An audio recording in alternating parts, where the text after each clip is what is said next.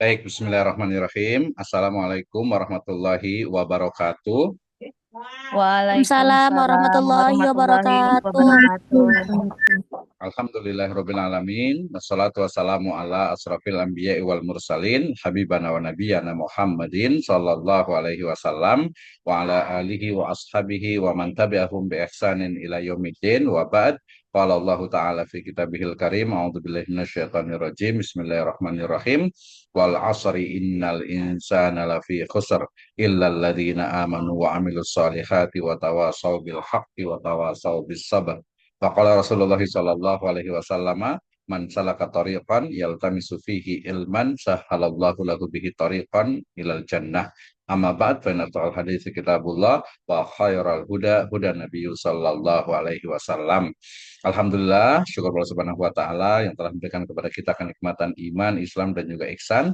Salawat dan salam sama-sama kita panjatkan kepada junjungan alam Habibana wa Nabiyana Muhammadin sallallahu alaihi wasallam, kepada seluruh baitnya, para sahabatnya, serta orang-orang yang senantiasa mengikuti jejak sunnahnya hingga akhir zaman.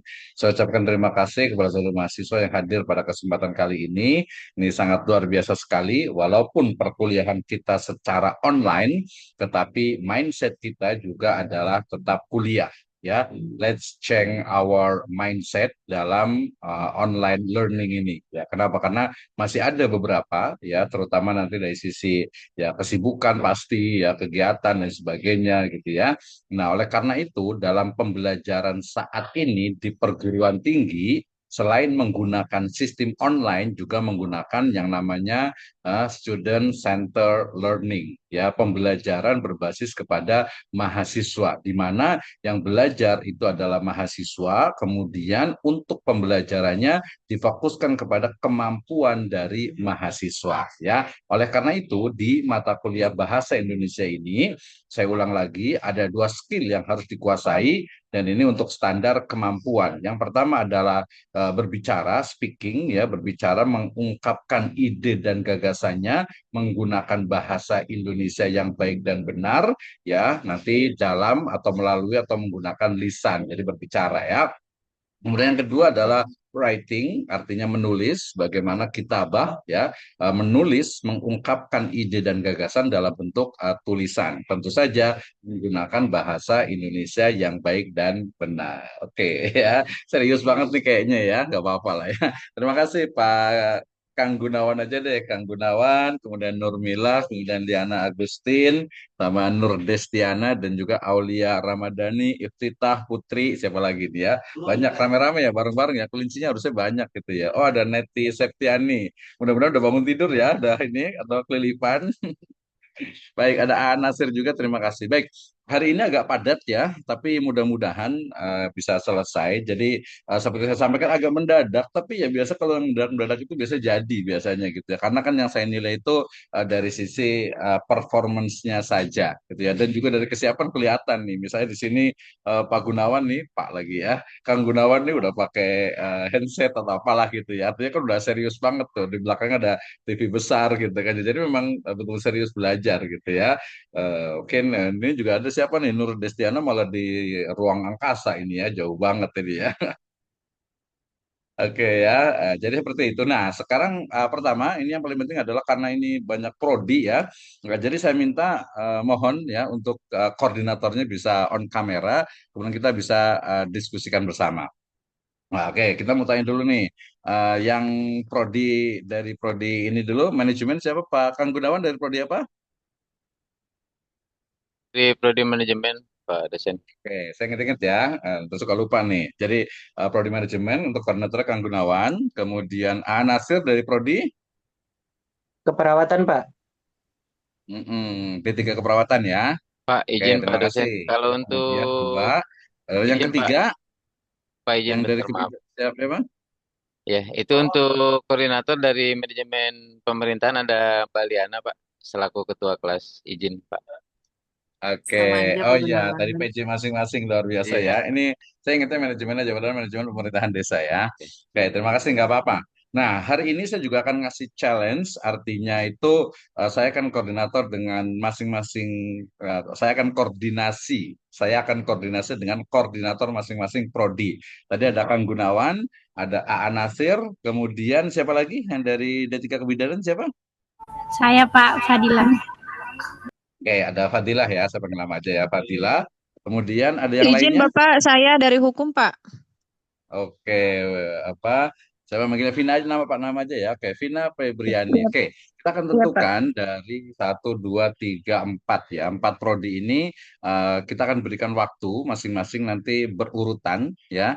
Ya, jadi ya mungkin kayaknya sih yang bagusnya sih memberikan contoh ya, koordinatornya dulu gitu ya. Tapi nanti maksud saya itu saya kemudian nanti perwakilan dari koordinator untuk menentukan termasuk juga waktunya. Ya, hari ini saya hanya ingin mendengar terutama dari sisi performance-nya, ya konten ada juga. Jadi nilainya itu dua. Yang pertama adalah performance, ya. Sebenarnya sih pakaian harusnya sih dilihat gitu ya. Dilihat maksudnya itu ya pakaian itu maksudnya rapi. Kalau orang yang pakai jas gitu kan berarti udah siap banget berarti ya. Kalau enggak ya minimal duduk manis lah di depan kamera. Oke ya. Jadi ada dua hari ini adalah masing-masing mahasiswa satu orang itu mempresentasikan ya pertama terkait dengan rencana untuk KTI dan juga skripsi atau ya KTI atau skripsi, kemudian sebutkan judulnya, kemudian nama mahasiswanya, NIM-nya, ya nama mahasiswa kemudian NIM-nya, kemudian yang paling penting adalah alasan, argumentasi kenapa penelitian itu atau KTI itu dengan topik itu penting dilakukan, kemudian rencananya metodologinya itu apa. Saya rasa dalam 5 menit paling lama. Saya minta bantuan untuk koordinator gitu ya. Koordinator ini apakah kita kasih privilege atau mungkin malah justru harus yang pertama? Kita sepakati bersama nih. Gimana Kang Gunawan? Kita kasih privilege gitu ya atau mungkin atau justru harus yang pertama nih, harus jadi contoh nih. Gimana? Bagaimana? Ikut aturan mainnya aja Pak dosen. Oke, ya baik. Kalau saya sih lebih senang karena dari saya juga nanti akan ada privilege untuk koordinator gitu ya. Maka koordinator itu mungkin memberikan ya mungkin jadi kayak jadi moderator jadi ya koordinator menjadi moderator untuk masing-masing. Jadi gantian. Kita akan bagi. Pertama kita mulai dari prodi manajemen manajemen pemerintahan desa Kang Gunawan. Kang Gunawan nanti majukan satu orang gitu ya siapa gitu ya atau dirinya sendiri. Setelah itu AA Nasir ya dirinya sendiri atau orang lain ya kemudian setelah itu baru siapa tadi ya Fadila udah siap belum nih atau siapa lagi tadi Fadilah dengan Vina. Oke ya, Iya Pak. Vina Febriani. Wah, ini yang skripsi nih harus ini ya. Jadi siapa saya yang siap? Jadi saya nggak buat ini, present silahkan. Boleh kalau ada kelompok grupnya itu ditentukan nomor satu, nomor duanya siapa ya. Tapi dari sekarang yang nomor satu masing-masing prodi itu sudah harus ada. Kita akan lihat sampai kuat sampai jam berapa gitu ya. Tapi nggak apa-apa, kita sampai jam 2 aja gitu ya. Jam 2-an lebih lah nanti bisa nyambung juga ya. Nanti kita akan dengarkan juga mungkin ada yang di kelas berikutnya saya juga pakai Zoom ini juga jadi agar lebih nanti bisa yang jam 2 kalau sudah mau keluar boleh silahkan nanti untuk menyiapkan karena hari ini juga yang presentasi pasti ada privilege-nya dan saya juga minta bantuan kepada masing-masing koordinator mengirimkan nanti nama yang sudah presentasi, nama-namanya gitu ya. Nama pasti dengan prodinya lah ya, prodi masing-masing dan itu nanti mohon dikirim di eh, kalau ada Telegram, Telegram, kalau nggak di email. Karena saya biasa kalau di WA itu kadang suka terhapus dan sebagainya, gitu ya. Jadi ada double selain di WA, di WhatsApp juga di email atau di Telegram. Kalau yang pakai Telegram. Oke, sebelum kita mulai, any question? Ada yang mau bertanya? Nur Destiana, please, silakan. Oh, maaf Pak, ini KTI-nya itu berupa langsung teks atau reason kita milih KTI judul itu aja? Oke, ini sebenarnya bayangan KTI saja atau skripsi, jadi nanti nggak jadi pun nggak apa-apa ke depannya gitu. Tapi minimal ada bayangan. Jadi yang kita uji sebenarnya bukan kontennya sebenarnya. Yang kita uji di sini karena mata kuliah kita juga bahasa Indonesia, jadi lebih kepada penggunaan bahasa Indonesia. Jadi mohon semuanya menggunakan bahasa Indonesia yang baik dan benar. Ya, jadi ini anggap saja seperti ujian proposal KTI ataupun ujian proposal skripsi. gitu ya. Nah, jadi topiknya dipersilahkan. Nanti ya ada masukan dari saya mungkin nanti boleh juga ya. Oke, jelas ya Nur Destiana ya. Oke, yang Baik, lain lagi Pak. ada yang mau bertanya dulu sebelum kita mulai. Udah jam 1 tepat nih. Oke, tidak ada. Kalau tidak ada berarti langsung begini mekanismenya. Pertama dari Kang Gunawan, ya pembukaan mungkin 1-2 menit, kemudian mempersilahkan untuk mahasiswanya. Sudah selesai, pokoknya batasi 5 menit paling lama. Ya, 5 menit paling lama. 3 menit juga nggak apa-apa. Yang penting ada kan kita saya sudah record ya, kemudian juga nanti mohon namanya dicatat oleh koordinator ya. Kemudian setelah itu baru nanti AA Nasir ya, 1 orang. Ya mungkin dikasih prolog juga sedikit gitu ya. Setelah itu baru mahasiswanya. Setelah itu baru ada siapa tadi urutannya ya, Vina atau Fadilah ya. Vina atau Fadilah dulu nih, atau Neti bukan kan ya? Neti Septiani bukan ya? Nanti Iya. dari Prodi Manajemen, Pak dosen. Siapa? Mbak Neti dari Prodi Manajemen. Oh, maksudnya mahasiswa kan ya? Mahasiswa, Mas. Iyalah mahasiswa, nggak saya pikir dosen gitu kan. Nggak bercanda. Maksudnya dikira itu koordinator gitu, makanya saya panggil gitu kan. Baik, Siap, siap. menghemat waktu kita juga mau uji, otomatis koordinator juga akan diuji dari sisi cara berbicaranya menggunakan bahasa Indonesia yang baik dan benar. Silakan untuk Kang Gunawan, mangga.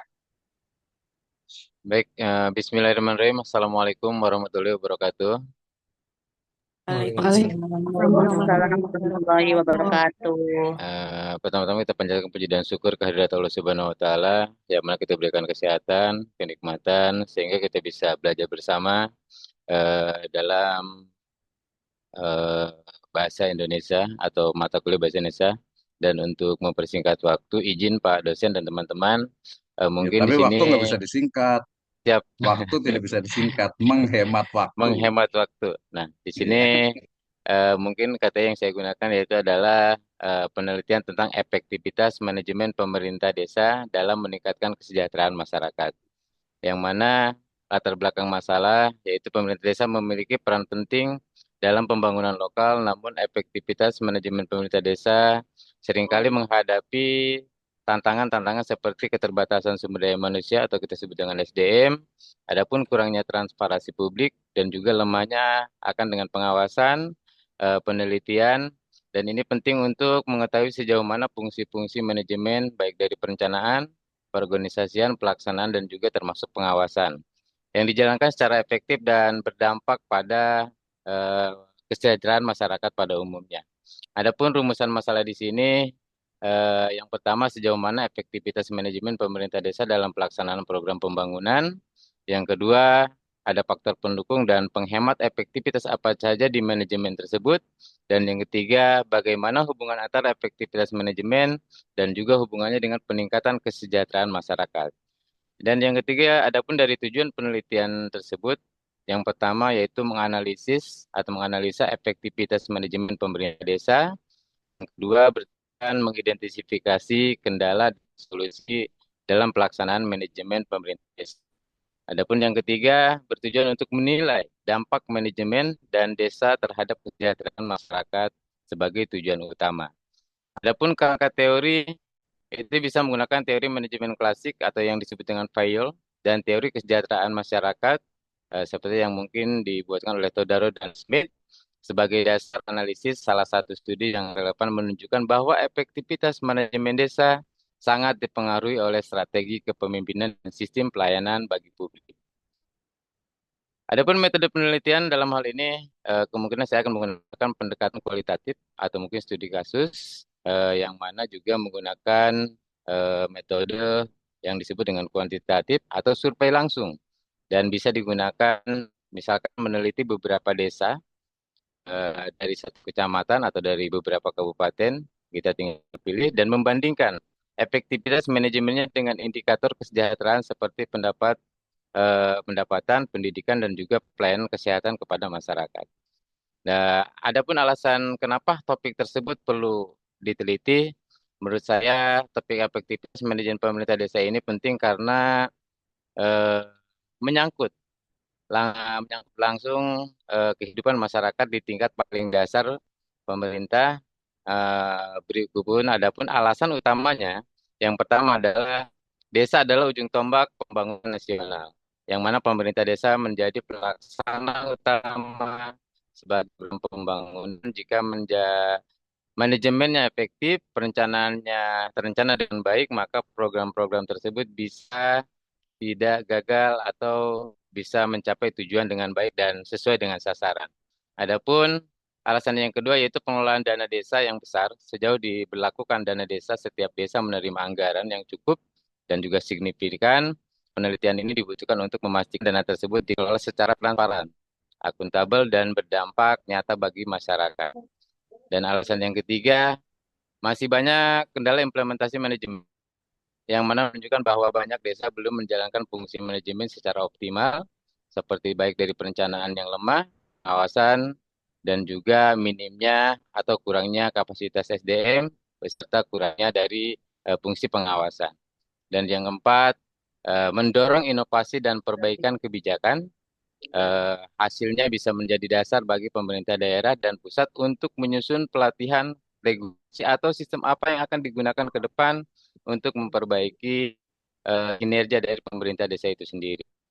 Dan yang kelima, mungkin menjawab kebutuhan lokal secara spesifik, yang mana setiap desa punya karakteristik yang unik. Penelitian membutuhkan memahami konteks lokal dan merancang solusi yang sesuai dengan kebutuhan masyarakat di masing-masing wilayah. Oke, Hanya cukup. itu yang bisa.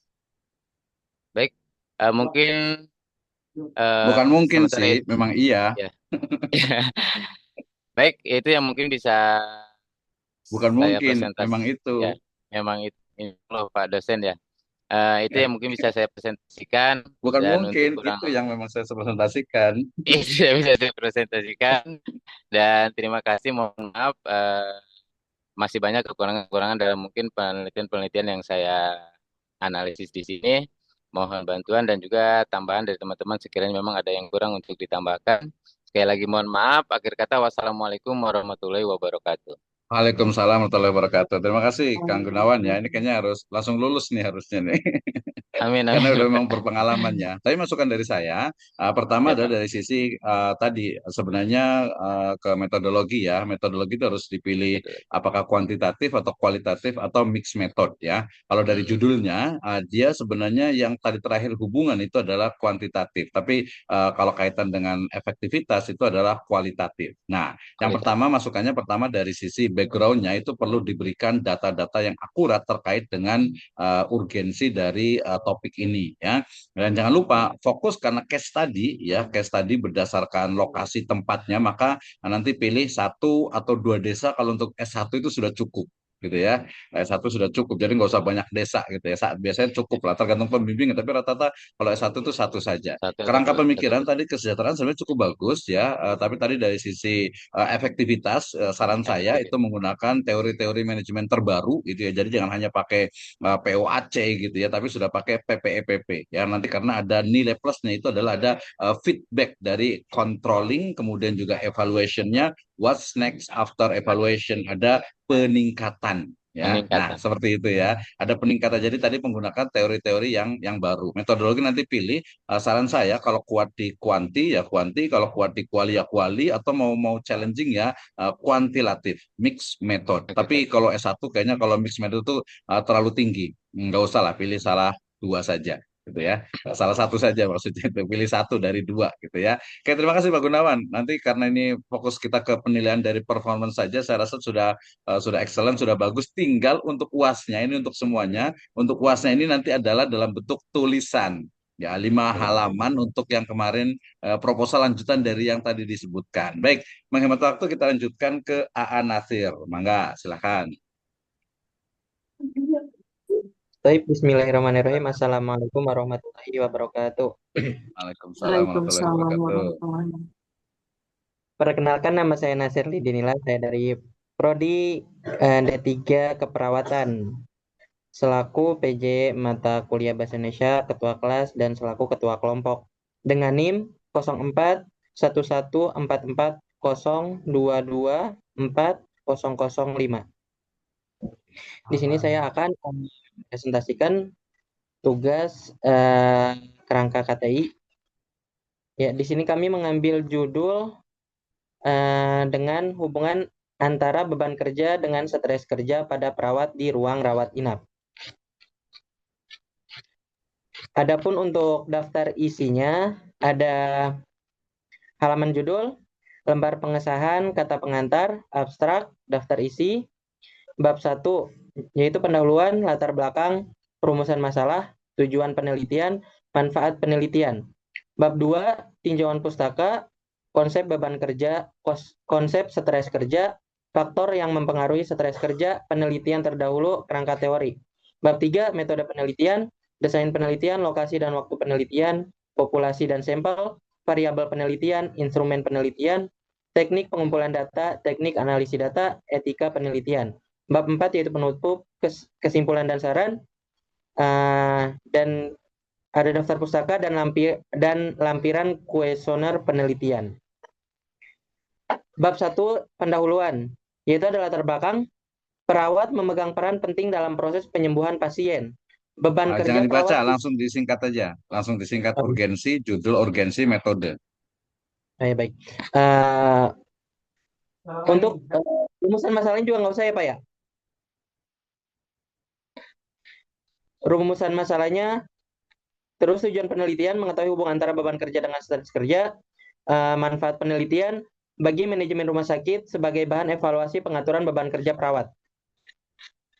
Untuk bab 2 tinjauan pustaka, konsep beban kerja yang ditulis oleh Nur Salam pada 2020. Terus konsep stres kerja, faktor yang mempengaruhi stres kerja, penelitian terdahulu, kerangka teori.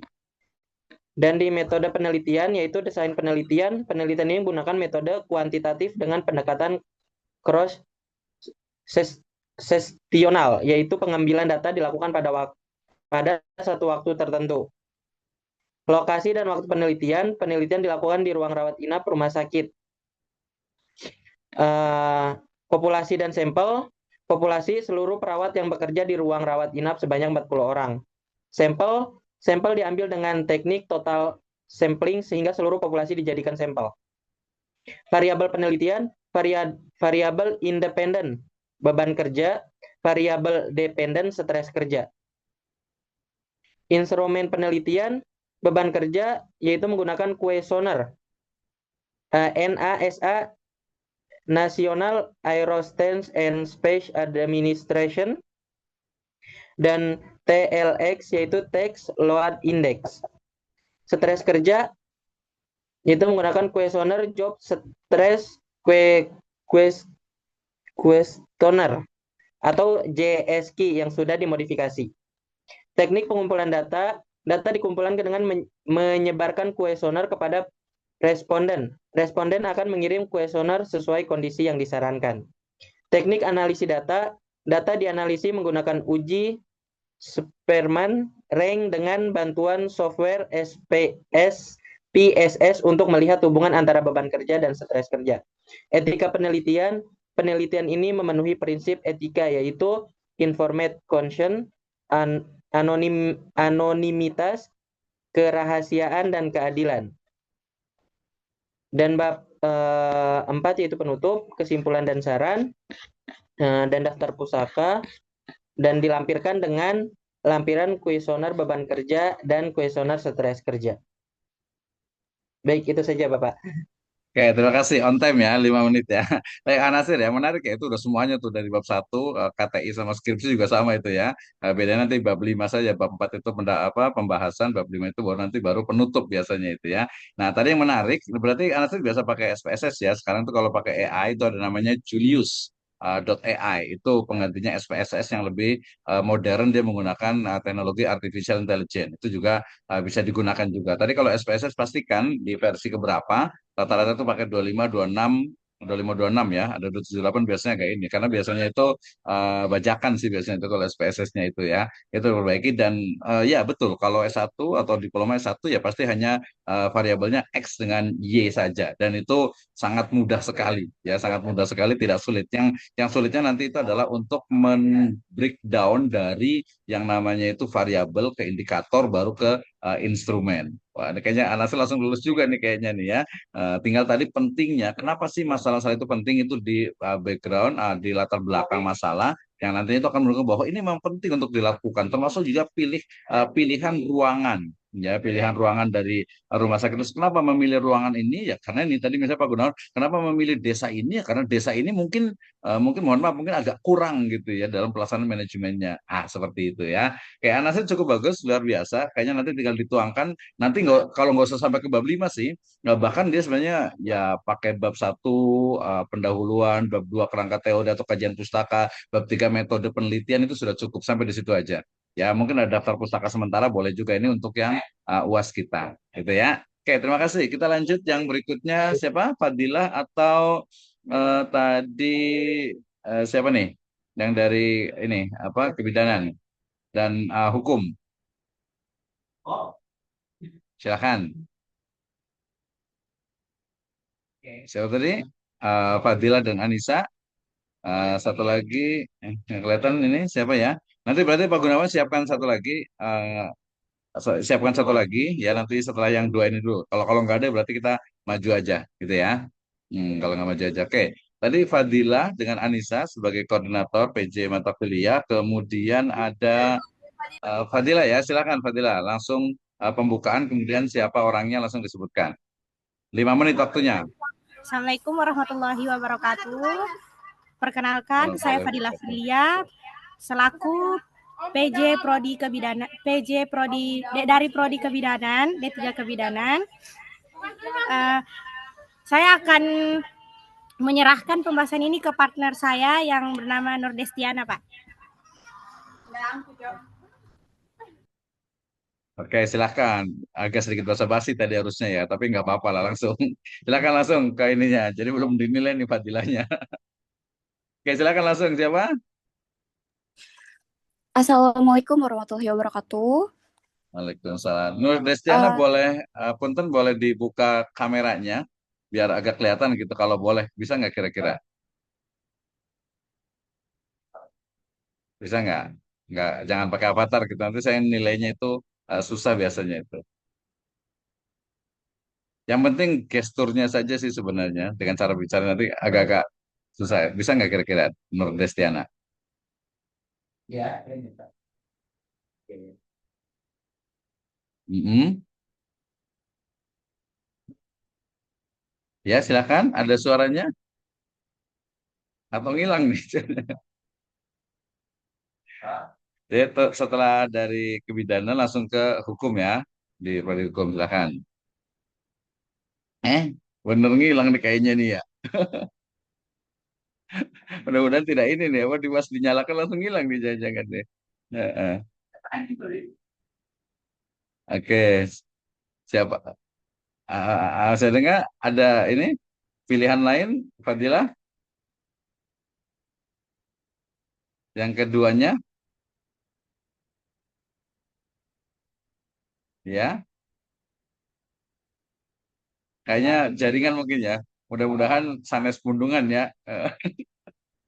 Takutnya pundungan. Tadi kelihatan ini aja, maaf ya bercanda ya.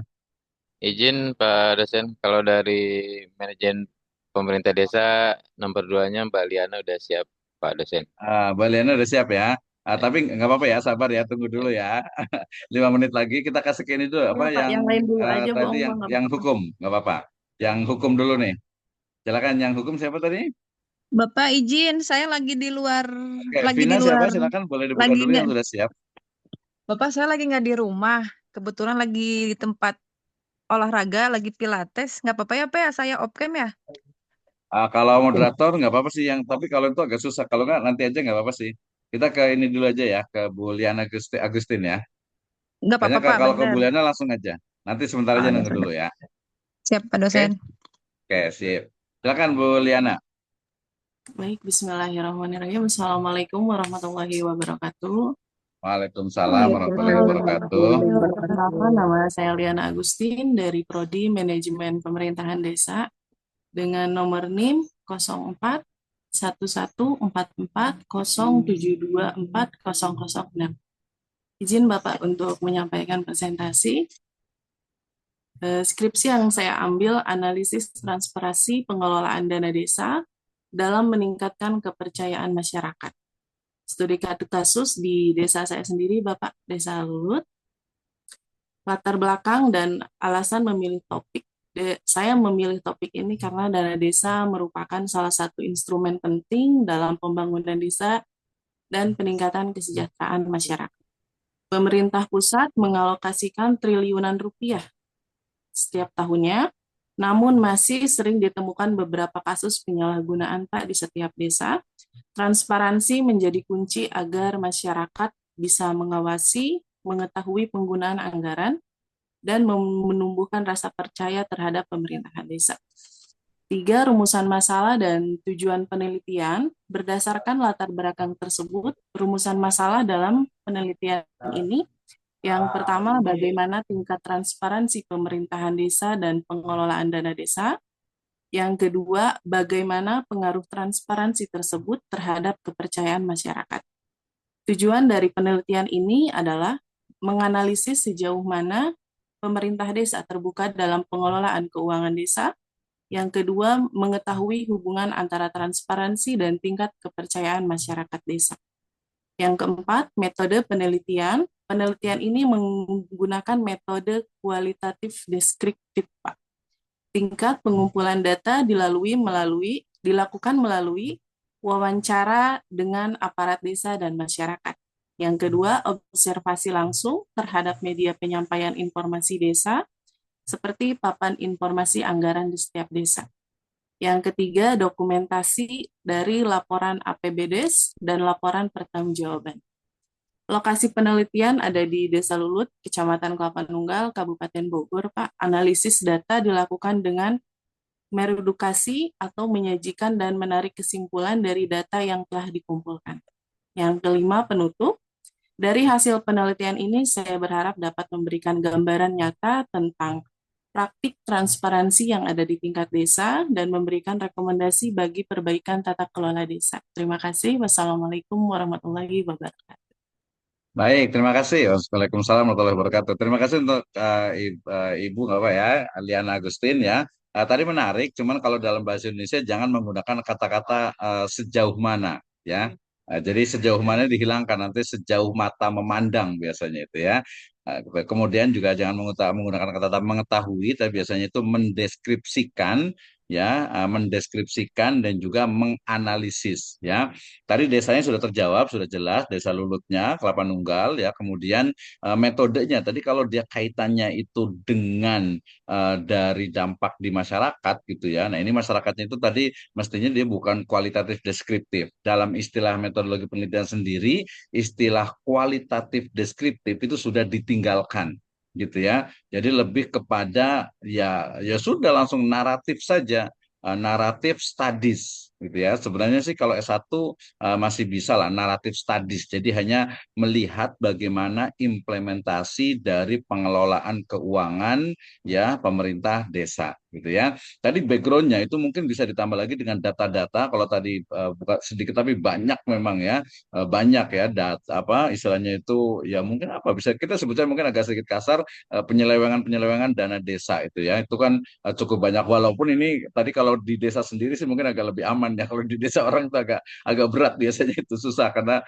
transparansinya kayak ini. Walaupun ya nanti juga dalam etika penelitian tadi dibaca sama ini juga ya etika penelitian itu memang ada beberapa hal yang sifatnya itu dari narasumber ya. Kalau kuantitatif responden, kalau dari kualitatif narasumber. Dari narasumber itu tidak mau dipublikasi atau mungkin nama desanya juga boleh diganti dengan nama desa X misalnya, XYZ dan sebagainya. Kalau dia memang tidak boleh, tidak mau secara etika penelitian. Oke, jadi dari sisi penelitiannya, jadi metodenya itu nanti sebenarnya bisa pilih salah satu aja ya.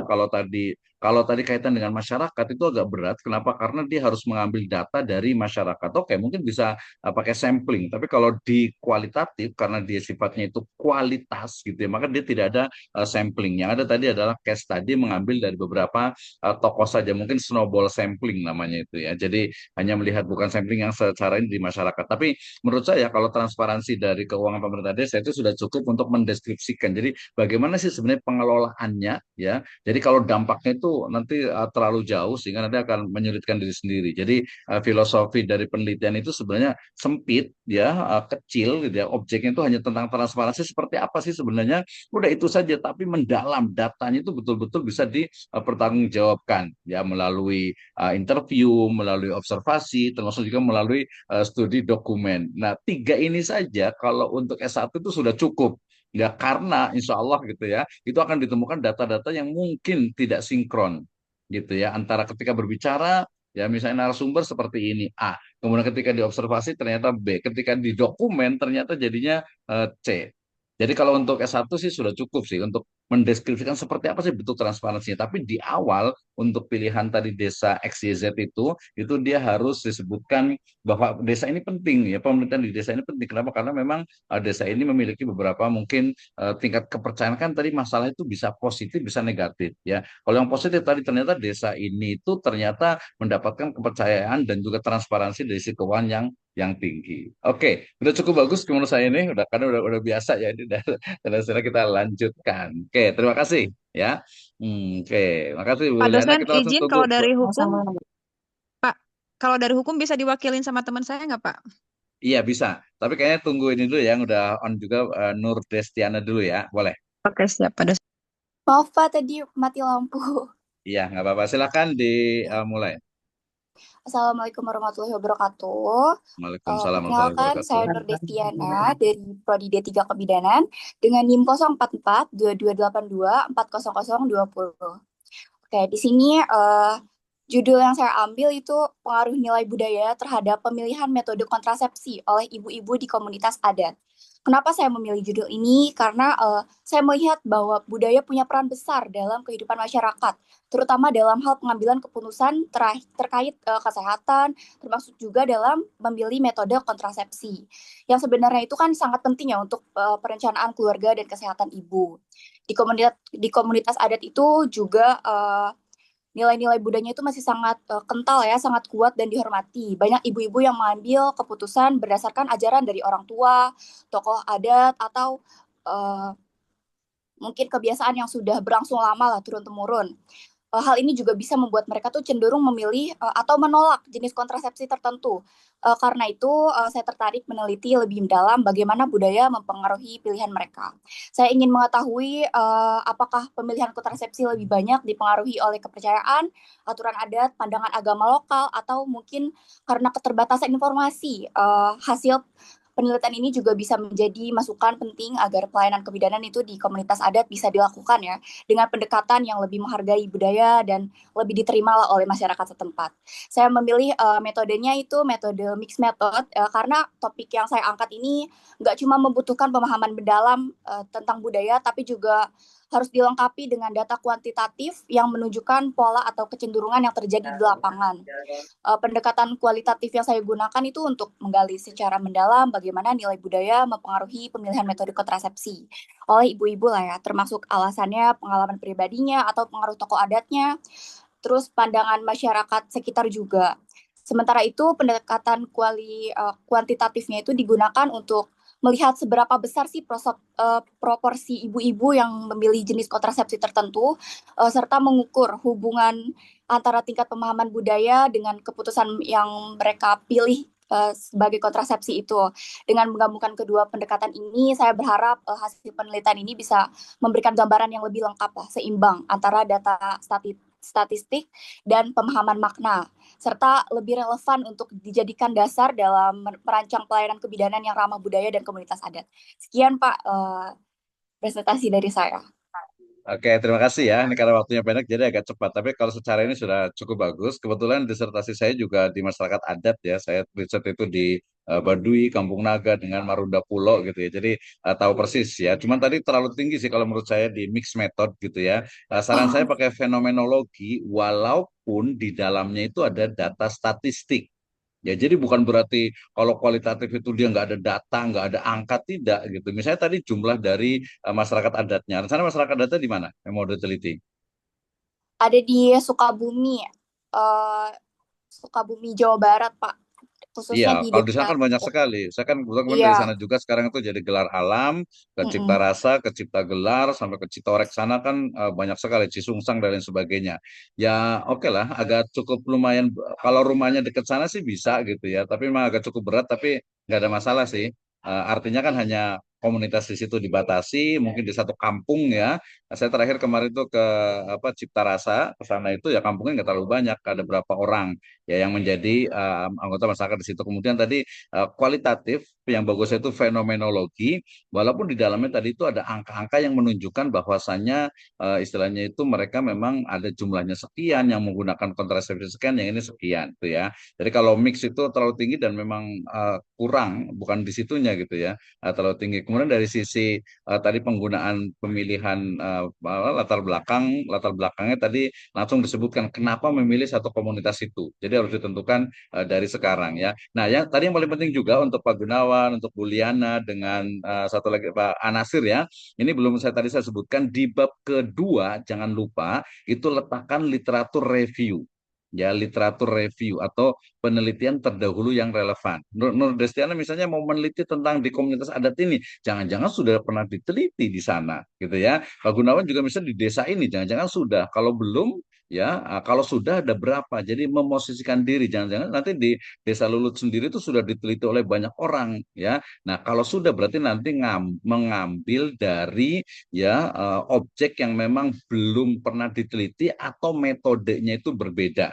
Ya tadi misalnya tentang transparansi keuangan apa pemerintah desa misalnya, jangan-jangan di situ sudah gitu, atau jangan-jangan ini kan kalau sekarang copy paste kan gampang gitu ya. Tadi menurut Destina paling banyak jangan sampai sama nih, jadi harus ada kekhasan dan harus milik kita sendiri. Nggak apa-apa kalau saya bilang itu, jadi ngambil dari beberapa referensi gitu ya. Tapi tadi ada kekhasannya adalah penelitian terdahulu itu dicantumkan. Ya minimal biasa saya itu sebenarnya 5 sih. Ya kalau di sini mungkin nanti kasih 2 atau 3 saja lah. Contohnya begini, Abdurrahman melakukan penelitian pada tahun 2024 dengan judul Transparansi Keuangan Pemerintahan Desa Sukaharja Kecamatan Cijeruk. Metodenya menggunakan ini, hasilnya seperti ini. Ya, kemudian kekurangan dari penelitian ini atau perbedaan penelitian dengan penelitian yang akan penulis laksanakan adalah ini. Seperti itu. Jadi kita itu we are standing on the shoulder of giant. Gitu ya, kita itu berdiri di pundak para raksasa. Jadi manajemen tadi tentang transparansi keuangan, kemudian tentang manajemen dari pemerintahnya sendiri, kemudian juga tentang tadi dari sisi pemilihan alat kontrasepsi, kemudian tadi dari pengaruh tentang tingkat stres dan sebagainya itu pasti banyak sudah dilakukan penelitiannya. Makanya kita memosisikan penelitian kita di antara penelitian yang lainnya. Oke, ini Destiana sudah cukup bagus. Nanti kalau waktunya agak panjang, mungkin suaranya jangan terlalu cepat gitu ya. Tapi saya juga biasa suara agak cepat juga sih karena waktunya terbatas ya. Oke, oke, terima Baik, kasih Pak. Dr. Destiana. Kita ya, oke, terima kasih ya. Kita lanjut ke yang ini hukum nih. Siapa tadi? Baru nanti ke yang manajemen lagi. Silakan ke yang hukum atau ke yang anasi nanti ya. Yang hukum silakan. Siapa yang tadi yang udah siap atau sambil menunggu ya? Kalau sambil menunggu kita ke Anasir dulu deh. Ya, ada yang nomor 2 silakan. Belum siap, Pak. Sudah siap belum? Belum, Pak. Oke, kalau Pak dosen kalau gitu izin. kita bisa karena sudah bergulir juga kita acak saja ya. Kita acak yang sudah siap saja ya. Langsung saja, berarti koordinator sudah terima kasih, perannya luar biasa sekali. Sudah presentasi juga sudah boleh rehat gitu ya. Nanti jadi next siapkan untuk tertulisnya. Agak-agak sedikit repot dalam artian untuk nanti ngoreksinya, tapi menurut saya bisa kita share screen di Microsoft Word-nya itu di online ini gitu ya. Bisa saya juga biasa nguji skripsi tesis itu ya online gitu ya. Jadi sudah biasa nggak apa-apa lah karena memang ketemu juga jauh juga ya bulan mungkin di sana di Kelapa Nunggal juga jauh kali gitu ya. Jadi tetap bisa. Oke, terima kasih untuk yang sudah presentasi. Kita lanjut nih. Siapa nih Pak Agung sudah siap? Ya izin Pak, saya insya Allah sudah siap. Oke, silakan. Jadi kita acak aja ya. Yang sudah siap langsung open kamera langsung nanti setelah Pak Agung. Silakan Pak Agung. Baik, Assalamualaikum warahmatullahi wabarakatuh. Waalaikumsalam warahmatullahi wabarakatuh. Waalaikumsalam Izinkan warahmatullahi nama saya Agung Adha Wiguna, saya dari Prodi Hukum S1 Hukum dengan NIM 04114440 3240001. Di Banyak sini ya NIM-nya ya. di sini saya akan menggali mengenai penegakan hukum terhadap anak-anak remaja yang terlibat tawuran atau tindak kejahatan. Penelitian ini mengenai penegakan hukum terhadap anak-anak dan remaja yang terlibat dalam tawuran atau tindak kejahatan. Tujuannya untuk memahami dan mengembangkan mekanisme hukum yang lebih efektif dalam menangani pelanggaran yang melibatkan anak-anak dan remaja. Ini juga bertujuan untuk menilai dampak sosial, psikologis, dan hukum dari tindakan mereka, serta mencari solusi untuk mengurangi tingkat keterlibatan mereka dalam kejahatan. Tujuan dari penelitian ini salah satunya yang pertama menganalisis penegakan hukum terhadap anak dan remaja yang terlibat kejahatan. Penelitian ini bertujuan untuk mengeksplorasi bagaimana hukum diterapkan pada anak-anak dan remaja yang terlibat dalam tawuran atau tindak kejahatan lainnya. Ini melibatkan analisis mekanisme hukum yang berlaku, seperti Undang-Undang Perlindungan Anak Nomor 35 Tahun 2014 dan Undang-Undang Sistem Peradilan Pidana Anak Nomor 11 Tahun 2012, serta efektivitas dari pendekatan rehabilitatif versus hukuman. Yang kedua, mengidentifikasi faktor-faktor penyebab keterlibatan anak dalam remaja dan tawuran atau kejahatan. Penelitian ini tujuannya untuk menggali lebih dalam faktor-faktor sosial, ekonomi, psikologis, dan lingkungan yang menyebabkan anak-anak dan remaja terlibat dalam tawuran atau tindak kejahatan. Faktor seperti pergaulan buruk, lingkungan keluarga, kemiskinan, atau pengaruh teman sebaya seringkali menjadi pemicu utama. Menilai dari dampak tindak pidana pada anak dan remaja tujuannya untuk mengevaluasi dampak jangka panjang dari keterlibatan anak dalam kejahatan, baik secara sosial, psikologis, maupun hukum. Hal ini mencakup dampak terhadap kehidupan pribadi anak, hubungan sosial, serta peluang mereka di masa depan. Menganalisis sistem pembinaan dan rehabilitasi dari penelitian ini akan menilai beberapa efektif sistem rehabilitasi anak bagi anak dan remaja yang terlibat dalam tawuran atau kejahatan. Ini bisa mencakup pelatihan keterampilan hidup, pembinaan mental, dan investasi sosial yang tujuannya untuk mengurangi kemungkinan mereka mengulangi tindak kejahatan. Selanjutnya yaitu nomor 5, menyarankan kebijakan atau model penegakan hukum yang lebih efektif. Analisis ini tujuannya untuk memberikan rekomendasi kebijakan yang lebih efektif untuk menanggulangi tawuran atau tindak kejahatan yang melibatkan anak dan remaja, serta mengusulkan pendekatan yang lebih berbasis pada restoratif justice dan pendekatan sosial. Metode penelitian. Penelitian tentang penegakan hukum terhadap anak-anak dan remaja yang terlibat tawuran atau tindak kejahatan bisa menggunakan berbagai metode penelitian. Di sini ada 5 metode penelitian. Yang pertama Banyak banget pendekatan ya. yang Banyak ini sekali ya, gak apa-apa. cakupannya 2 luas menit Kak. lagi ya. Ya, 2 menit lagi. sini yang pertama pendekatan kualitatif. Tujuannya menggali pemahaman yang mendalam tentang fenomena keterlibatan anak dalam tawuran atau tindak kejahatan melalui wawancara yang mendalam, observasi, dan studi kasus. Sementara untuk pendekatan kuantitatifnya mengukur frekuensi dan prevalensi keterlibatan anak-anak dan remaja dalam tawuran atau tindak kejahatan, serta mengevaluasi efektivitas penegakan hukum melalui data statistik. Studi studi komparatif di sini membandingkan sistem penegakan hukum terhadap anak dan remaja di berbagai daerah atau negara untuk menilai keefektifan kebijakan yang diterapkan. Selanjutnya, pendekatan restoratif justice mengeksplorasi penerapan restoratif justice atau keadilan restoratif dalam menangani anak-anak atau remaja yang terlibat dalam tawuran atau tindak kejahatan. Pendekatan ini berfokus pada perbaikan hubungan antara pelaku dan korban, serta pembelajaran dari kesalahan yang dilakukan. Yang terakhir yaitu pendekatan hukum dan kebijakan. Di sini menilai kerangka hukum yang ada dalam penanganan anak yang terlibat dalam tawuran atau tindak kejahatan. Kesimpulannya, Oke, Pak, ada lagi? kesimpulan dari Oke. analisis ini, penegakan hukum terhadap anak remaja yang terlibat tawuran atau tindak kejahatan bukan hanya bertujuan memberikan efek jera, tetapi juga memulihkan dan membina anak agar tidak mengulangi perbuatannya. Pendekatan yang diguna- Pendekatan yang digunakan bersifat korektif dan rehabilitatif, bukan sekadar represif. Sekian, terima kasih Pak dosen. Assalamualaikum. Oke, terima kasih Pak Agung. Ya, kita bisa diskusi nih. Kebetulan saya memang juga S1 S3 juga dihukum juga, tapi nggak dihukum ya di program studi ilmu hukum ya. Kemudian juga saya juga sempat riset juga tentang faktor-faktor yang memengaruhi dari kejahatan kriminalitas pada anak. Saya waktu itu ke penjara yang ada di Bandung, kemudian juga di Tangerang, penjara anak, penjara perempuan juga gitu ya. Hasilnya menarik ya sebenarnya ya. Nah, tapi tadi kayak kita nggak ke sana. Kita fokus kepada penelitiannya tadi. Pertanyaannya adalah tadi kalau usulan ya metode itu terlalu banyak, tapi nanti pilih satu saja ya.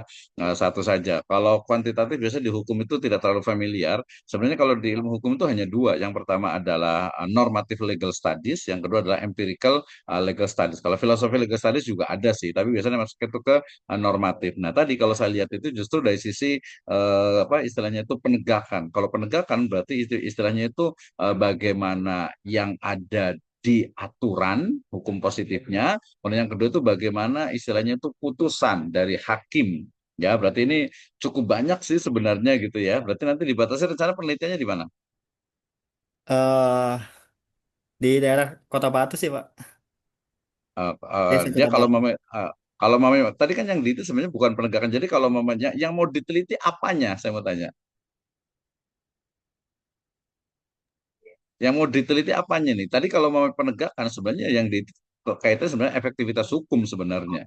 Jadi apakah, nah itu berarti nah harusnya yang menjadi istilahnya itu subjek penelitiannya yang harus diteliti itu adalah memang putusan-putusan hakim terkait dengan kriminalitas yang dilakukan oleh anak. Nah, nanti paham juga harus definisi dari anak atau remaja. Itu juga nanti secara psikologi harus dijelaskan ya. Jadi kalau Kota Batu itu kalau kita sebagai Kota Batu misalnya gitu ya, itu berarti ya itu desa gitu ya. Desa kalau desa itu berarti dia empirical legal studies. Jadi bukan dari sisi penegakan hukumnya. Kalau penegakan hukumnya mungkin di Polres gitu ya. Lebih tepatnya ya di pengadilan gitu ya, pengadilan negeri terutama gitu. Jadi itu dan kalau saran saya kalau S1 itu cukup beberapa kasus gitu ya atau bisa dibatasi juga mungkin hanya 6 bulan atau 1 tahun. 1 tahun itu udah cukup banyak juga kasusnya itu. Ya 1 tahun lah, 1 tahun. Kemudian nanti dilihat istilahnya itu spesifiknya itu apakah dia itu apa kasus-kasus yang pada anak gitu ya, anak atau remaja. Nanti pilih salah satu kalau menurut saya itu ya, milih anak atau remaja berbeda itu ya dari sisi usianya ya, dari sisi metodologinya, dari sisi penulisannya. Jadi dia lebih mendalam. Apalagi udah biasa jadi lawyer kan memang untuk menuliskannya nih biasanya agak sedikit berat gitu ya. Walaupun tidak berat sebenarnya kalau menurut saya itu challenging. Jadi pertama di background atau di latar belakang masalah itu adalah mengkaji, membahas tentang bagaimana tadi fenomena yang mungkin kita sebutnya kriminalitas lah ya, kriminalitas di kalangan anak atau remaja. Kemudian nanti itu secara umum Indonesia. Nanti lebih spesifik lagi mungkin bisa langsung ke Bogor. Setelah Bogor baru mungkin wilayahnya. Ya mungkin kalau menurut saya sih Polres Bogor atau kota atau Kabupaten Bogor gitu atau mungkin ya kita fokus aja ya udah kita tentang penegakan di pengadilan aja. Di pengadilan itu ada dalam satu itu ada berapa case kemudian nanti dianalisis. Nah, itu biasanya pakai ya normative legal studies melihat bagaimana teorinya seperti apa, putusannya seperti apa itu biasanya lebih mudah dan itu biasa akan sangat applicable, bermanfaat juga untuk lawyer, untuk memang praktisi hukum. Seperti itu ya. Nah, termasuk juga tadi penelitian tentang penegakan, tadi bahasanya sih sebenarnya kurang tepat gitu. Kalau penegakan hukum ya berarti apalagi sudah diputuskan. Ya, jadi yang sudah diputuskan kecuali kalau risetnya itu penelitian itu mau diganti ke masyarakat, misalnya faktor-faktor yang memengaruhi tadi tindakan kriminalitas atau tawuran, mungkin nggak sampai ke kriminal ya, tawuran itu berarti memang masyarakatnya, berarti mungkin remajanya atau anaknya kita kumpulkan, kita buat survei dan sebagainya untuk melihat apa sih sebenarnya yang memengaruhi sebabnya kenapa itu biasanya di lapangan. Tinggal Pak Agung mau mau orangnya itu orang sosial atau orang yang di belakang meja ya, orang perpustakaan, orang pustaka gitu itu silakan. Tapi kalau saran saya sih ya bisa dua-duanya, bukan berarti misalnya ke lapangan kemudian tanpa pustaka tanpa teori, tidak, tetap saja yang teori juga harus ada ke lapangan juga karena itu harus balance antara teori dengan implementasinya. Jadi antara yang ada di lapangan, dasein dengan dasolenya itu harus memang seimbang. Permasalahannya ya itu gitu. Agung ya. Oke, terima kasih. Luar biasa nih ya. Masih banyak Pak dosen, Mas Allah. Nanti tinggal komunikasi aja ya, mudah-mudahan. Ya saya nggak tahu banyak sih komentar. Dari sisi penulisan saya rasa kita tinggal tunggu. Kalau dari sisi performance dengan ini kayaknya sudah biasa Pak Agung nggak? Udah biasa ngomong lah ya. Oke, kayaknya yang hukum dengan manajemen ini kan rata-rata orang senior semuanya gitu ya. Jadi ya udahlah tinggal ini aja. Yang penting ya store muka aja lah gitu ya kelihatan. Biar kenal Pak Agung. Oke, terima kasih Pak Agung. Kita lanjutkan. Siapa yang udah siap nih? Oh, ada Pak Hartoyo juga dari tadi belum disapa ya. Terima kasih Pak Hartoyo nih sudah hadir nih. Ya, kita lanjut. Siapa Dosen. nih yang udah siap? Kita langsung. Waalaikumsalam dosen. Waalaikumsalam Pak Hartoyo. Gimana sehat? Udah siap? Ya baru aja nih Pak. TK ini Oh Pak. betul. Ya, sama Allah Ya, cepat sehat ya. Insya Ya, Allah. enggak damang. Nah, Baik. dari tadi dari yang saya sampaikan itu menganalisa nih Pak, singkat komunikasi Pak. Nah, Ah, dari hukum ini kita menganalisis tentang ini Pak, hukum lingkungan Pak, lingkungan hukum.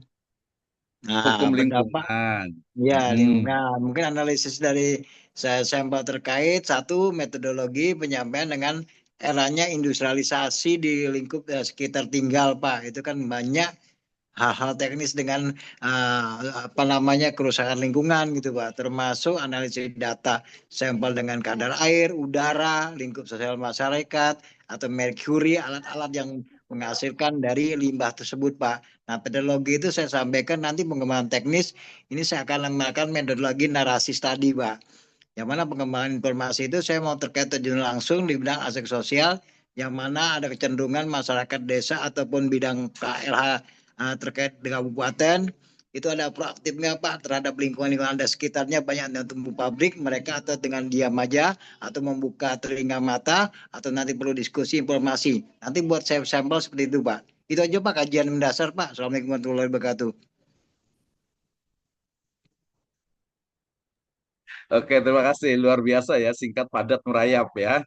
Menarik Ya, ya. Saya juga suka dengan kalau di dalam hukum Islam itu ada namanya fikih lingkungan, gitu ya. iya, Fikih lingkungan. Ada betul. teman juga tadi juga baru ketemu di Unpad Universitas Pajajaran. Beliau sedang mengajukan untuk guru besarnya itu di hukum lingkungan.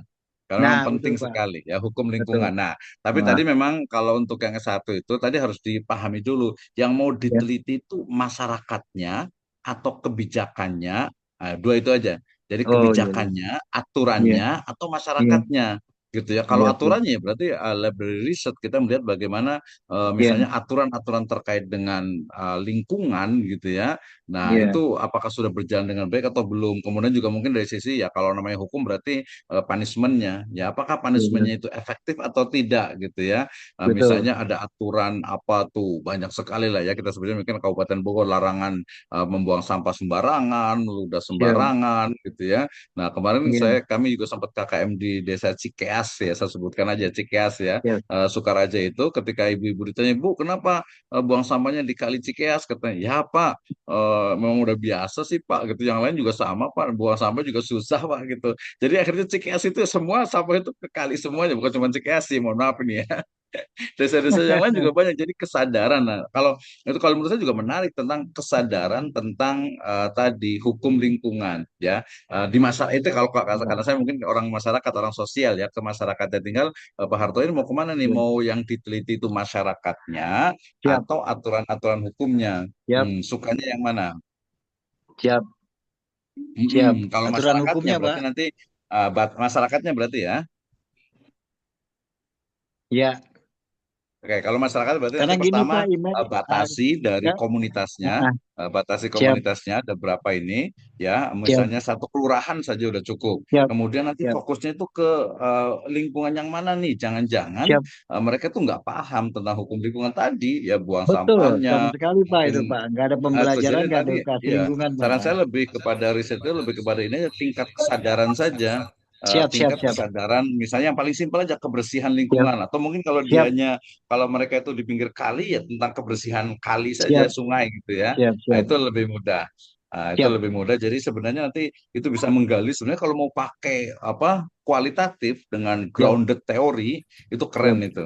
Jadi siap, grounded siap, teori itu sebenarnya mengkaji secara mendalam tentang siap. masalah yang ada gitu ya. Iya, Atau mungkin Grendel kalau Pak ini. Harto tinggal di situ bisa pakai etnografi juga. Jadi Siap, etnografi itu sebenarnya melihat mereka itu apa makna emik dari istilahnya itu yang ada di masyarakat.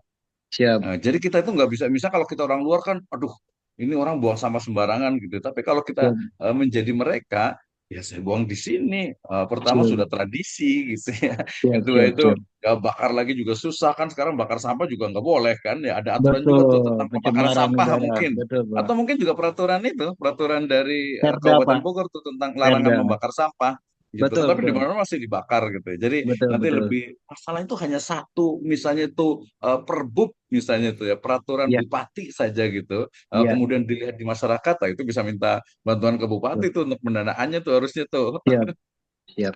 Sama Itu ini, Pak, bagian saya mau perbedaan grand nuance. image-nya yang disampaikan, Pak. Jangan sampai Bogor terjadi banjir, Jakarta genangannya sebab karena Bogor, Pak. Gitu, Pak. Saya mau edukasi Iya, seperti itu terkait dengan ya, wilayah Bogor termasuk lingkungan. Mungkin nanti saya bisa komunikasi wawancara langsung dengan Bupati terkait KLH-nya gitu, Pak. Semua saya ya, padu dengan betul, betul. komunikasi satu arah. Ya, nanti dibatasi saja Siap, permasalahannya yang lebih spesifik gitu ya. Terus juga siap, ya kalau umpamanya S1 sih nggak usah sampai ke apa istilahnya itu tingkat kabupaten, itu cukup siap, desa, kelurahan siap, untuk case-nya ya. siap, Kalau untuk wawancara dengan siap, bupati dengan yang itu sih bagus-bagus saja gitu ya. siap, Tapi siap, siap. permasalahannya itu intinya. Tapi kalau kita bicara tentang lingkungan misalnya banjir ya sebenarnya sih yang disalahkan kan kompleks. Yang disalahkan bukan Iya, hanya rakyat jelata, rakyat kecil gitu, betul, tapi juga betul, yang punya villa tuh mana orang-orang kaya kali gitu ya, Pak Agung ya. betul.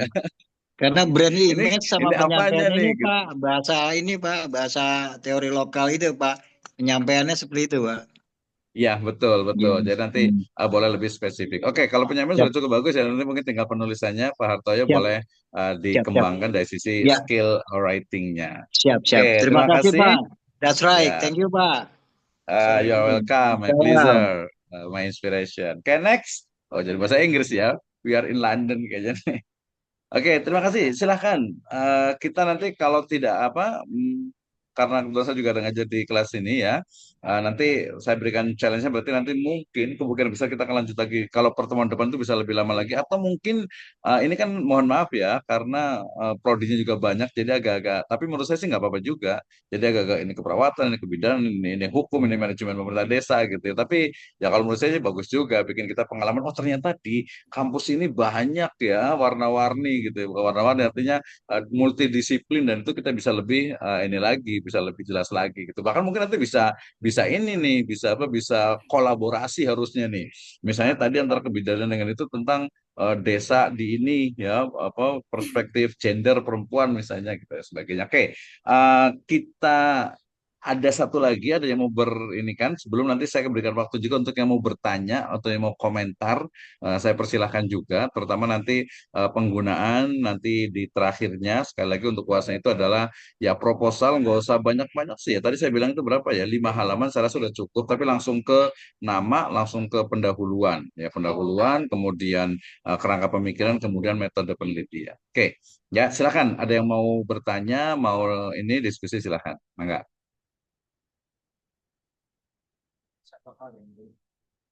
Mhm. Krik, krik, krik, krik. Eh, Kayaknya nggak ada nih. Oke ya. Saya ucapkan terima kasih ya untuk Pak Gunawan, Bu Liana Agustin, Pak Hartoyo, Pak Agung Adawiguna, A. Nasir, tadi juga ada siapa lagi nih yang perempuan tadi ya, Destiana ya, kalau saya Destiana ya, terima kasih. Oke, ada lagi yang mau presentasi? A. Nasir ada lagi? Tidak ada Bapak. Nggak ada ya, berarti untuk pekan depan siapkan, kayaknya mungkin kalau bisa langsung selesai gitu ya. Tapi kan nanti ada lagi ya jam 14.45 ya. Ya ada Ya, keluarga ada negara. Pak. Iya, oke. Ya 14.45 juga ada. Tapi silakan, Ibu ya. Teteh Liana, Teh Liana mau disampaikan ya? Atau nama aja Liana mau disampaikan, silakan. Mungkin dari manajemen Bapak, takutnya ada yang mau menyusul ya, masih ada waktu. Boleh kalau memang udah siap. Siapa? Yulia atau siapa? Bu Neti sih tadi Ibu izin. Neti, Pak. Bu Neti, Pak dosen. Oke, silakan Bu Neti, Neti nggak apa-apa. Kita Septiani kasih ya Pak dosen. waktunya. Ya, silakan Bu Neti dalam 5 menit cukup. Assalamualaikum warahmatullahi wabarakatuh. Waalaikumsalam warahmatullahi wabarakatuh. Waalaikumsalam warahmatullahi wabarakatuh. Nama saya Neti Septiani dari Prodi Manajemen. NIM 0411 4407 24012. Judul KTI yang diteliti yaitu pengaruh digitalisasi administrasi desa terhadap kinerja pelayanan publik di desa. Alasan penelitian, Oke, kameranya bisa karena dikedepankan nggak kameranya? Biar ngedepnya ke depan. Ditaruh ke depan dikit. Nah, gitu. Silahkan. Alasan penelitian karena saat ini semakin banyak desa yang mulai menerapkan sistem digital dalam pelayanan administrasi, seperti penggunaan website desa dan aplikasi untuk pengurusan surat menyurat secara online. Hal ini dilakukan sebagai upaya untuk meningkatkan efisiensi, mempercepat pelayanan, serta menciptakan transparansi. Namun demikian, belum semua desa berhasil menerapkan sistem ini secara maksimal. Oleh karena itu, penting untuk meneliti apakah digitalisasi benar-benar berdampak positif terhadap kinerja pelayanan publik di desa, termasuk dari segi kecepatan layanan, keterbukaan informasi, dan kepuasan masyarakat terhadap pelayanan yang diberikan. Untuk kerangka KTI-nya, bab 1 pendahuluan mencangkup latar belakang, uraian tentang pentingnya digitalisasi dalam pemerintahan desa, permasalahan pelayanan publik di desa sebelum dan sesudah digitalisasi, pentingnya penelitian ini dilakukan. Rumusan masalahnya, bagaimana pengaruh digitalisasi administrasi desa terhadap kinerja pelayanan publik? Apa kendala yang dihadapi dalam penerapannya? Untuk tujuan penelitian itu sendiri menjelaskan pengaruh digitalisasi terhadap kinerja pelayanan publik, mengidentifikasi tantangan dalam pelaksanaannya. Manfaat penelitian teoritisnya menambah wawasan keilmuan tentang digitalisasi dan pelayanan publik. Sistematika penulisan, penjelasan singkat isi tiap bab KTI. Bab 2, metode penelitian. Jenis dan pendekatan penelitian yang digunakan menggunakan metode kualitatif. Penggunaan metode kualitatif dalam penelitian ini bertujuan untuk menggali secara mendalam. Kualitatif ini menggali secara mendalam pengalaman, persepsi, dan dampak digitalisasi administrasi desa terhadap kinerja pelayanan publik. Lokasi penelitian yaitu Desa Lulut, Kecamatan Kelapa Nunggal. Untuk subjek dan informan penelitian yaitu dari perangkat desa itu sendiri, operator layanan digital, dan masyarakat pengguna layanan.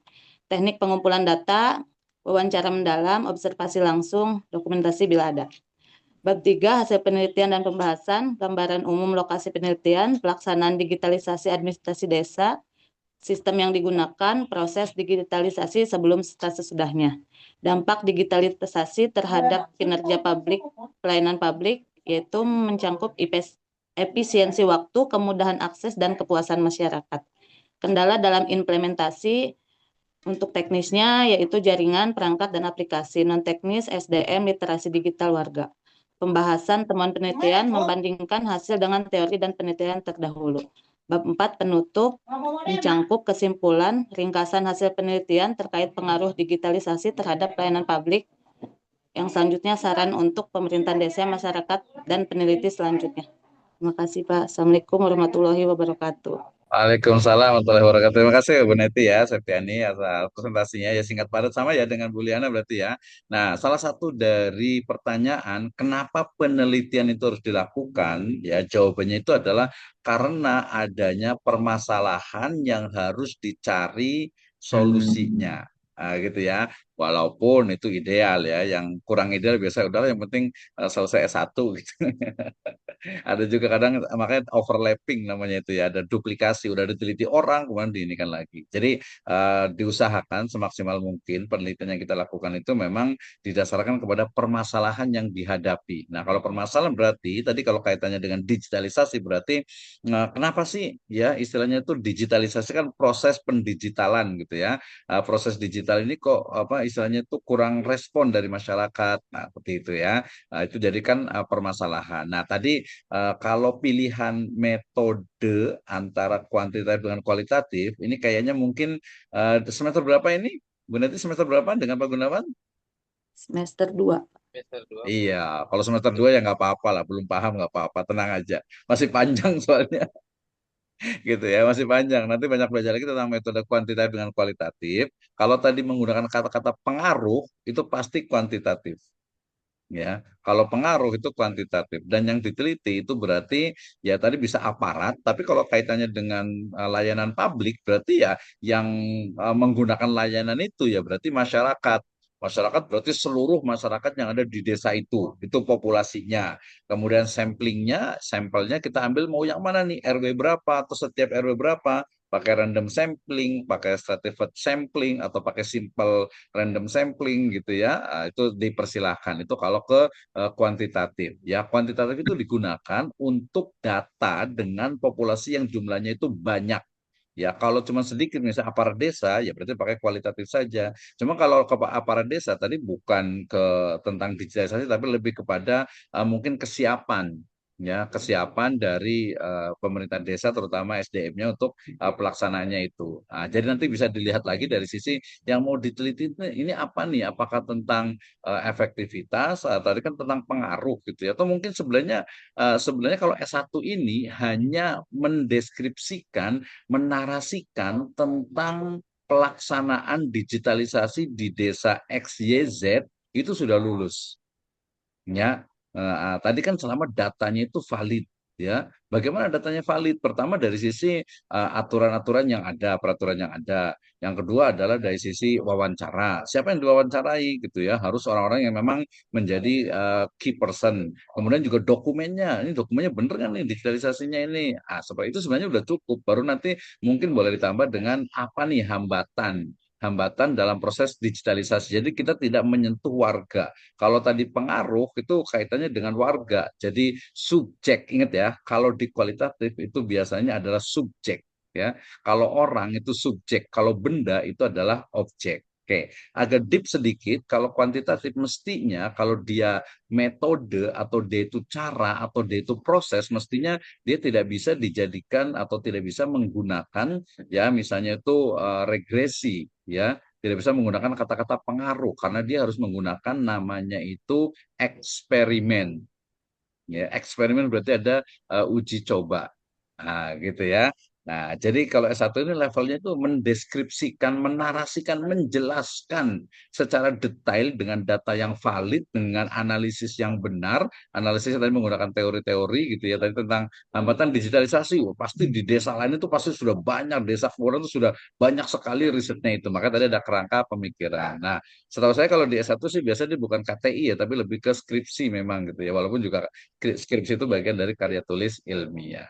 Oke, tapi karena baru baru semester 1 ya santai aja sih gitu ya. Jadi nanti harus banyak baca lagi, banyak belajar lagi di YouTube juga sangat banyak sekali tentang metode pembelajaran. Dan saran saya sih tadi, kalau menurut saya kualitatif kalau di manajemen pemerintahan desa ini lebih banyak, walaupun kuantitatif juga perlu juga karena itu di ilmu manajemen ya. Yang pasti penelitian kita itu ada kontribusi, ada manfaatnya untuk masyarakat. Jadi jangan hanya lulus saja gitu ya. Jadi ini belajar kita, belajar walaupun kita di bahasa Indonesia belajar untuk hanya menyampaikan. Oke, terima kasih untuk Bu Neti, luar biasa sekali dan ya mohon maaf sekali ya. Insya Allah pekan depan bisa lebih full lagi, lebih banyak lagi untuk yang presentasi. Jadi mohon untuk koordinator Pak Gunawan, tadi udah banyak ya Pak Gunawan ya. Nasir, kemudian tadi ada Fadilah ya, kemudian ada lagi siapa tadi yang bagian kebidanan itu untuk menyiapkan untuk pekan besok karena saya rasa tinggal 2 atau 3 kali 1 atau 2 kali pertemuan lagi kalau nggak salah sudah selesai. Nah, jadi dalam 30 menit ke depan atau 40 menit ke depan silakan untuk dituangkan ke dalam sebuah proposal ya dari penelitian yang tadi dipresentasikan. Yang belum juga siapkan saja. Nanti bisa presentasi bisa dari Microsoft Word. Ya. Oke, terima kasih untuk semuanya. Hatur nuhun kasadayana. Ya, nanti kalau ada pertanyaan silakan di grup saja. Ya, jazakumullah khairan. Kita tutup dengan hamdalah. Alhamdulillahirabbil alamin. Assalamualaikum warahmatullahi wabarakatuh. Waalaikumsalam warahmatullahi Terima kasih. wabarakatuh. Silakan boleh meninggalkan Waalaikumsalam. Zoom linknya. Terima kasih Pak Agung. Terima Semangat. Selalu kasih Pak, Pak dosen. semangat.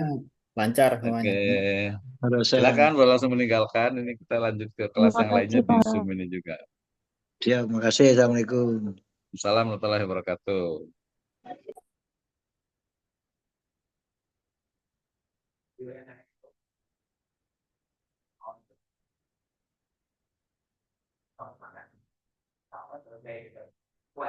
Oke, terima kasih. Ada Pak Kusma Gumarang udah siap nih ya. Gimana, mana Pak Kusma? Kayaknya udah selesai langsung ke UAS nih kayaknya nih ya. Pak Kusma Adiknya saya Gumarang, lagi di mana ini? di rumah Pak Dokter. Oke, ada Pak M. Taufik Fatur Rozak yang kemarin ke kantor. Terima kasih banyak. Luar biasa. Mohon maaf ini ya. Kalau besok kan gantian gitu ya. Tapi kita boleh tambah lah bonus lah ya. Oke, kemudian yang tadi ada Pak ini juga ya, Pak Ustaz siapa? Tadi ya, kelihatan. Oke, Pak Hartoy mau lanjut? Ayo, kita selesai. Kita ngomongin tentang ini. Oke, kemudian tadi ada siapa lagi ya? Ada hmm, siapa lagi ini? Nggak terlalu hafal saya ini. Ya, oke. Kang Taufik, mana Ustaz Taufik? Ustaz Taufik atau Ustaz Kusma nih? Ustaz Taufik gimana? Kabarnya sehat? Alhamdulillah sehat Pak Dokter. Oke, kemana ada kesulitan apa tadi dari sisi ininya? Eh, eh, Boleh Alhamdulillah diskusi di sini. kalau grup saya alhamdulillah udah Pak Dokter. Nanti Ada tinggal ya? Iya, betul. Mm-mm. Artinya kalau di mata kuliah ini saya pengennya itu apalagi S2 ya, levelnya kan sudah tinggi nih. Kalau tadi S1 mungkin hanya mendeskripsikan ya. Kalau S2 itu sudah mampu untuk how to develop, bagaimana mengembangkan. Jadi sudah tahu yang ada gitu ya, sudah tahu yang ada. Setelah itu baru apa yang kita bisa lakukan untuk pengembangannya. Nah, itu jadi hal yang penting tentu saja dalam pembahasan ini. Oke, terima kasih Pak Muhammad Ardan nih sudah hadir luar biasa sekali. Ini kayaknya lagi di villa nih kayaknya nih. Lanjut, Pak, lanjut. Ya, terima kasih. Gimana kabarnya Pak Muhammad Ardan? Sehat? Alhamdulillah sehat. Lanjut, Lagi Pak di mana Dokter. sekarang nih? Alhamdulillah. Lagi di mana sekarang ini? Biasa di rumah. Masya Allah, di belakang gunungnya bagus banget ya. Kemarin kebagian apa nih untuk ininya nih, untuk apa challenge kita nih? Ingat nggak kemarin? Dengan kelompoknya dengan siapa? Ada kelompoknya?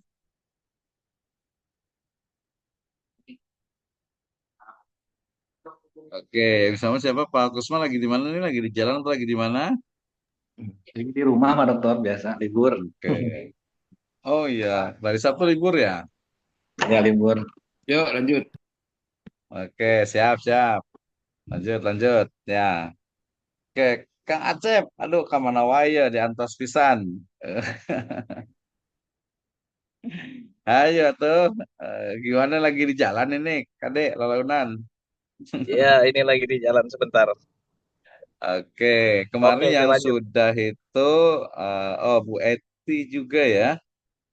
Iya, oh ya betul ya, saya lupa nih. Kemarin ada Bu Eti Mariati. Saya ingatnya masih ini sih, apa namanya kemarin waktu yang ini S1 juga ketuker gitu tadi. Bu Eti Mariati, terima kasih kemarin. Mudah-mudahan kalau belum jelas kita bisa diskusikan di sini ya. Tadi kemarin Bu Eti sama tadi Pak Taufik ya.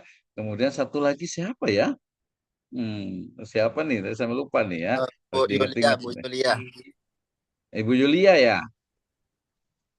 Iya, Bapak Oke. Dokter. Oh, Ibu Siti Muflihah Nur. Oke, terima kasih Ibu Siti ya. Oke, nggak apa-apa. Oke, ya. Kemudian tadi ada siapa lagi nih? Ada Pak Ruli Septa Haji, ada Pak Haji Muhammad Hafid. Terima kasih ya. Baik Kita Pak masih Dokter. nunggu yang lain, tapi nggak apa-apa sih. Hari ini yang siap presentasi siapa nih ya?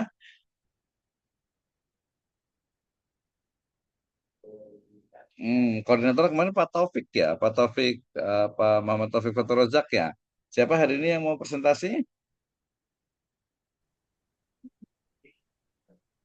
Oke, terima kasih Ustadz Abdul Sengkang Gurium ya sudah hadir. Luar biasa Sama tadi, Pak gak salah Dokter. kamar kok, tenang aja. Ini memang digabungkan tadi biar langsung lah gitu ya.